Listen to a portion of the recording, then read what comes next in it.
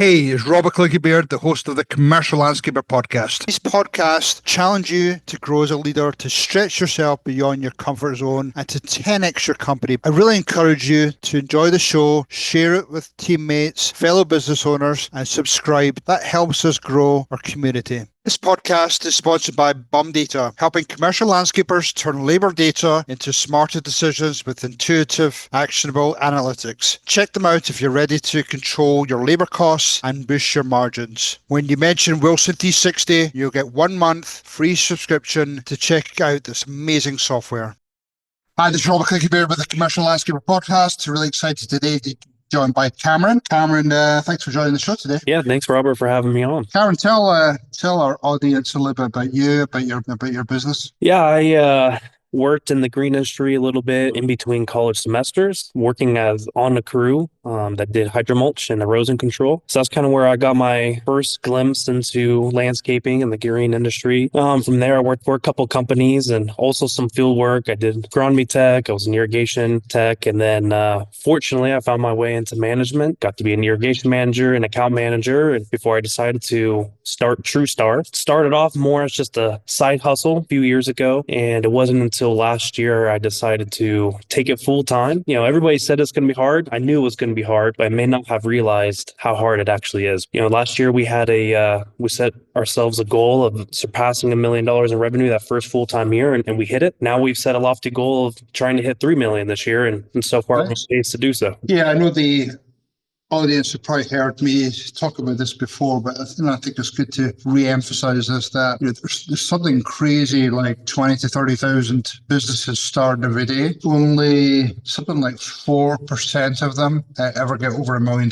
Wow. So, the fact that you're already over $1 million. It wasn't easy, but yeah, we hit that 1 million. And as you go to those different levels, those different, not necessarily barriers, but there's different phases you go through in business. You'll just come across some different challenges. I think as it gets up to 10 million, it drops down to 0.4%. But you just go through different challenges. What do you think was the biggest obstacle and also your biggest success story? Yeah, I think biggest obstacles would either be, when you're first starting a business, you have to wear so many hats, right? Mm-hmm. I was sometimes working on the crew to make sure the projects were completed on time or correctly. Not to mention also doing the bookkeeping and trying to do other facets of it. And fortunately, I do have a business partner who helps me out, and he takes on various roles. But so just the hardest part to me was getting the base built so that way I could stop working in the business and more on the business. And that's still a work in progress. So I would say that's probably the biggest obstacle. That maybe the second biggest obstacle would just be,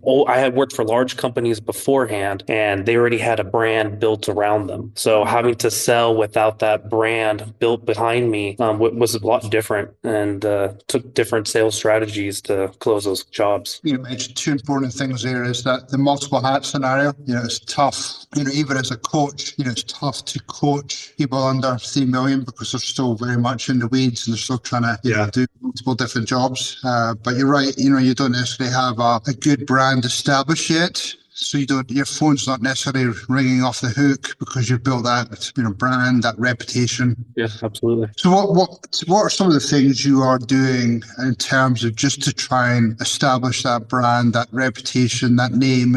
Anything you feel as though you differentiate a little bit? I mean, being a new business, funds are limited. And so, as such, sometimes you make the decisions to maybe go with a cheaper product or a cheaper marketer or a cheaper website or a cheaper CRM. And I've just realized over time that every single time that bites you in the butt, and it's better just to save up and go with a better product every time. And so right now we're having our website built. It's about to launch actually potentially today. And it's a $20,000 website versus the $3,000 website that we started off as. So just investing in our own processes, investing in better marketing, we were just taking our pictures off of iPhones of our our finished jobs. Now we're hiring a professional photographer. So really just trying to sink every penny that we can into really good products instead of cheap products. That way we look more presentable to people who don't know us yet. Just thinking back the day when I first started my business, it's always tough because in some sense there's a reliance on the people you meet, the vendors, the marketing companies, the suppliers and stuff like that. And,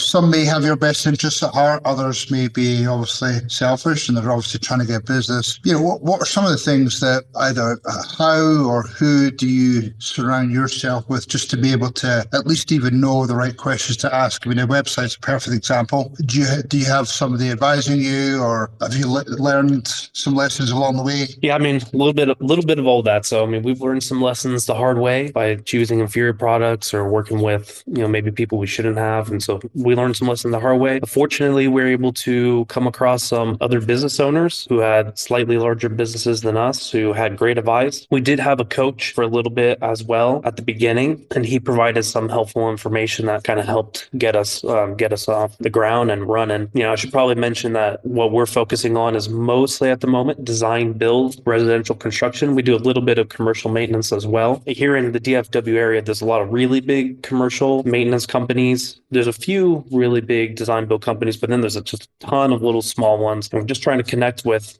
all of them, be friends, ask some questions. We have probably a dozen or so other small business owners who talk with us. And just, I'll give you a funny example. First year in business, right? Well, having worked from a large company, they have accounting teams and a whole lot of support on the backside. So we did not know that we needed to provide 1099s to our subcontractors. So here we are with 2-3 days left of the deadline. And one of the other business owners, he calls me up. He's like, man, getting those 1099s out are difficult. I'm like, hey, what's that?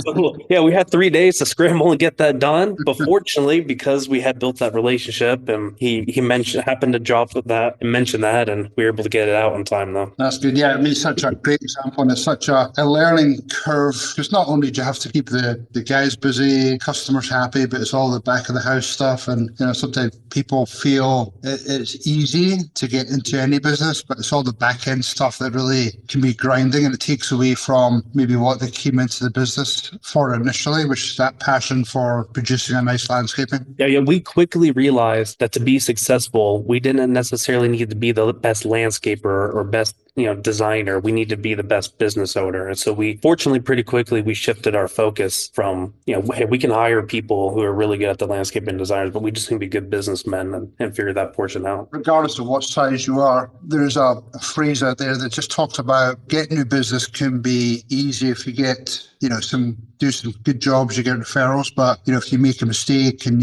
you're behind or something happens, that can travel quicker. What's some of the things you're doing to really produce that high quality landscape design or install job? We do have a written out list of processes from pre-construction to during construction and post-construction. And so using that punch list and that list helps us keep the quality control. But it's also, you have to spend the time.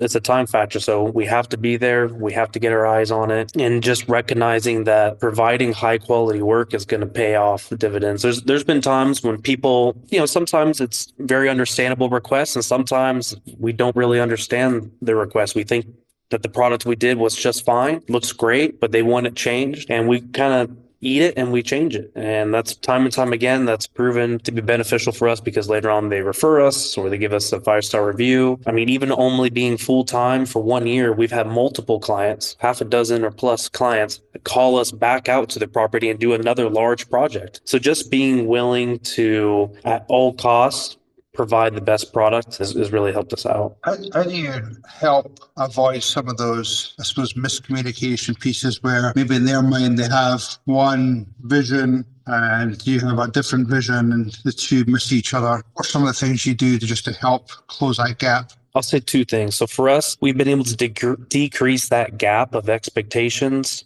a lot more when we have a design for someone's project. When we just show up, we talk to them about what they want, we sell them on that work, but there's no design. Oftentimes they just envision something differently in their head, and that usually ends up meaning that we have to spend more money to fix it. But since we started implementing with the majority of our jobs, designs are necessary previous to construction, that's eliminated a lot of go-backs and made the clients a lot happier. I also will say that changing our CRM, we used 3 different CRMs We're now on our fourth one, and I think we're here to stay. We're currently using JobTread. I know there's some other good CRMs out there as well, but JobTread has enabled us to have very detailed proposals and estimates. And so having just that level of detail, parent-child themes, and being able to produce very granular proposals has helped us be on the same page as our clients.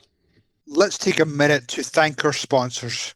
Urcher is a life brand born from grit, founded by Zach Strausser. The mission is clear: to raise $1 million for the trades by supporting vocational training across North America. Urcher makes tough, smart gear built for landscaping and snow professionals who work hard outside every day in all conditions. Their apparel puts safety first, helps crews look sharp, and honors the pride in their craft. Every purchase has purpose, fueling training programs and building a resilient workforce. Urcher isn't just workwear, it's a culture of respect, resilience, and results. When you contact Urcher, mention Wilson 360 and Zach and his team will take well care of you.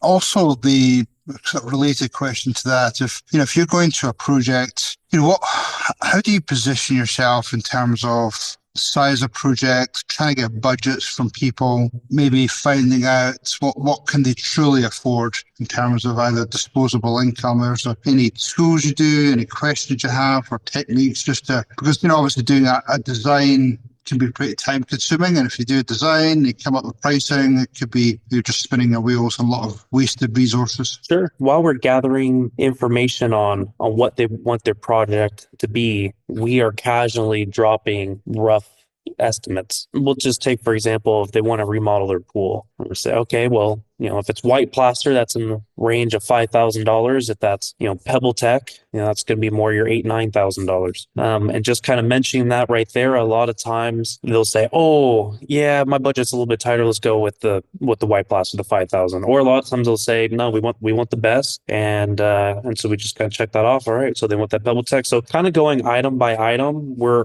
just presenting to them their different choices and letting them choose and pick. Every now and then we'll ask them just, kind of ballpark so we can design something that fits your budget. Where are you kind of expecting to be at? Most people have been willing to share that. I mean, you'll definitely have some people who want to keep that closer to the chest and not want to spill the beans necessarily. But I think the biggest way for us is just presenting them options and letting them choose as we work through it. You mentioned earlier about 5-star reviews, and that sort of ties into my question about relationship, just building those relationships. I mean, obviously you're still very much in that sort of startup phase where you're trying to grab as much revenue as possible, but you're also, you mentioned earlier, you're building relationships so that either they're referring you to other people or they're maybe asking you back to do further work with them. I did a podcast a while back with a pool company, Blue Haven Pools, and one of the big things they really focused on was 5-star reviews, especially if it's a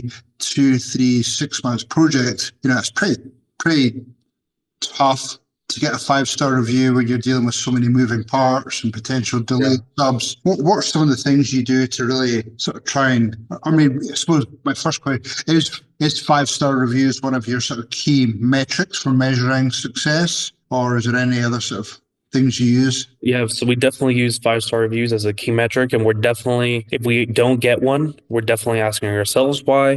We've even asked clients before, like, hey, we're trying to build, we're trying to become better. We noticed you didn't provide give us a review. Do you mind explaining what we could have done differently to hit that? And so just trying to learn what we can do differently and taking in that feedback. We definitely use that. And we also push heavy on testimonials as well. With this new website I mentioned that we're about to have out, we are going to have multiple testimonial videos from clients as well. So when anybody Googles landscape company near me or outdoor living contractor near me, they don't know you. And so if they can see other homeowners who are providing that feedback and willing to get on camera and willing to spend their time and provide you a testimonial, I think that speaks volumes. So absolutely, that is one of our biggest pushes is a 5-star review. And we're we're disappointed in ourselves if we can't get that. I think one of the mistakes some companies make is making it tough for people to either provide 5-star reviews or give any type of feedback or do any type of surveys. It's just very either long-winded or clunky to try and get immediate feedback. And some companies are successful by almost as they're doing their closeout walkthrough, they almost have things set up success while they're doing that walkthrough. Any tricks that you've used or you're trying just to sort of? We've tried and sometimes still use kind of the final walkthrough, just asking them, hey, do you feel like we provided a 5-star service? And if they say yes, ask them right then, like, would you be willing to share that online? We also try to, especially larger projects, we try to provide a gift. Maybe while we're talking through the process, the homeowner, we just happen to ask her, oh, where's your favorite place that your husband takes you? Oh, well, so-and-so restaurant. Well, at the end, maybe we'll give them a gift card to that restaurant. Or to pull a real life example, one of our clients, he was talking about how much he wanted a solo stove. So I don't know if you have one, but this, pretty popular supposed to be smokeless fire pit. So at the end of the project, we got him a solo stove. We're just going for having the icing on the cake right there. And then sometime after that, asking directly for a review. We've played with just having automatic emails. I know there's different services that automatically send out reviews or requests for reviews. We felt that was a little impersonal, so we didn't go that route, but we've toyed with that thought as well. Yeah, hopefully that answers your question on what we're doing there. As you start to scale up to 3 million, one of the key parts to that is not only to have systems and processes, SOPs, but also finding the right people, finding some of those A players. What have you gone through that process yet, or is that something you're starting to think about? Yeah, so we actually just hired our first project coordinator. He hasn't even started yet. He starts next Monday. And in that, we were just looking for somebody who was detail-oriented, punctual, and just was a good culture fit. Overall, he doesn't come with industry experience. We hemmed and hawed over if that was a good decision or not, just because we are small and we do need everybody to know what they're doing. But we ended up moving forward, offering him a position as a project coordinator just because of his detailed personality. But I mean, I definitely agree. Every single person that you add to your team is almost a do or die decision at first. You're spread very thin and you need everybody to be able to carry their fair share of weight or it just doesn't work very smoothly. So we already know that, we try to be flexible and we try to pivot, but we already know that our next position we want to hire for is a sales rep. And then afterwards, we're leaning towards hiring someone who can help us with content creation and pushing revenue in that manner. Yeah, finding that good person, whether they have industry experience or not, even if they do, it's good to have that sort of onboarding process, making sure you're coaching them, making sure that they're adopting all your best practices. So yeah. Experienced or not, I think just having that I think a lot of people struggle with this piece is that onboarding, that 30, 60, 90 day, what does that look like? It was just, I suppose even tougher for a owner in that 1 to 3 million range because they're already dealing with putting out multiple fires. Yeah, multiple fires typically on a daily basis, right? Yeah. I suppose any parting words for some of these, up and coming business owners? They're maybe, either thinking about jumping in, having their own business, or maybe they're still sitting below $1 million. They just can't quite get over the hump. What would be some of your biggest shares? Yeah, for someone just starting out, know that it is extremely difficult, but extremely rewarding. I would say something very important is because you want every drop of revenue possible, sometimes we forget that it's important to say no to certain clients. Some people are not good fits. Some people have red flags, and some people you shouldn't work with. And so it's very difficult at first to say no to them because you're trying to grow that. But it's very important that you do, because one bad client when you're just starting out can topple your whole business. Someone who's trying to push over that $1 million hump, I would argue that buckle down and invest every penny into good marketing, a good marketing company. Throw every penny you can at the ads. You got to spend money to make money. And so, yeah, that's my advice: is that don't try to go cheap on anything. Spend that money. Yep, I love it. What's the best place for people to reach out if they want to pick your brain, share some stories with you? What's the best way for them to connect with you. Yeah. I'd love to talk to anybody who is trying to start up a business or in the same position as me, or heck, if you've made it and you have some advice for me, I'm willing to hear everything. So you can reach out to me at LinkedIn, Cameron Whiteman. Feel free to also email me at Cameron@truestaros.com. Yeah, please reach out. I'd love to talk. Cameron, thank you very much. Listeners, another great show today. Check out our website. We just started to launch more courses. We've got our Thought Leader Retreat coming up in July. So check out our website, wilson-360.com, and check out all the different things that we can offer people. So Thank you very much, Robert. Take care. okay, cheers. Bye-bye. That's a wrap for today's episode of the Commercial Landscaper podcast. I hope you're walking away with some great nuggets that you can immediately apply to your business, whether you're in leadership, operations, or you just want to show up every day with that Ironman mindset. Remember, growth doesn't happen by accident. It happens with intentional moves, bold conversations, and surround yourself with the right people. If you found value today, subscribe, leave a review, or share this episode with others. And again, don't forget to check out wilson-360.com. We have digital courses from account management, operational excellence, leadership development, or some of the other coaching packages we offer. Anyway, huge shout out to our sponsors. Thank you very much. And I'll leave with this. Have a pure, dead, brilliant day.